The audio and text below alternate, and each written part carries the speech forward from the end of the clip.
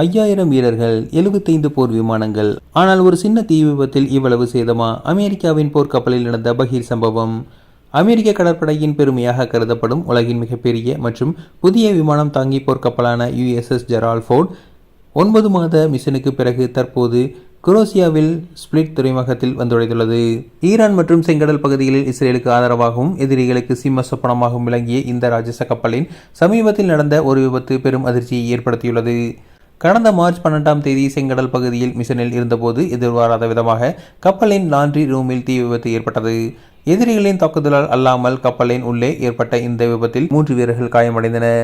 சுமார் 200 வீரர்கள் நச்சுப் புகையால் பாதிக்கப்பட்டு சிகிச்சை பெற்றுள்ளனர்.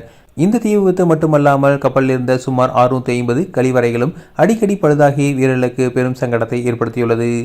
5000க்கும் மேற்பட்ட வீரர்கள் மற்றும் 75க்கும் மேற்பட்ட அதிநவீன போர் விமானங்களுடன் கடலில் மிதக்கும் ஒரு நகரமாகவே காட்சியளிக்கும் இந்த அணுசக்தி போர்க்கப்பல் இப்போது பராமரிப்பு பணிகளுக்காக குரோசியாவில் நிறுத்தப்பட்டுள்ளது. நேட்டோ அமைப்பில் உறுப்பினரான உள்ள குரோசியாவுடன் உறவை வலுப்படுத்தவும் தொழில்நுட்ப கோளாறுகளை சரி செய்யவும் இந்த தற்காலிக ஓய்வு எடுக்கப்பட்டுள்ளது.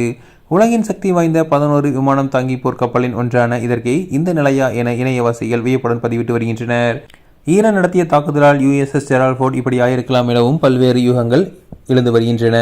இருப்பினும் உண்மையான காரணம் பற்றி இதுவரை வெளியிடப்படவில்லை.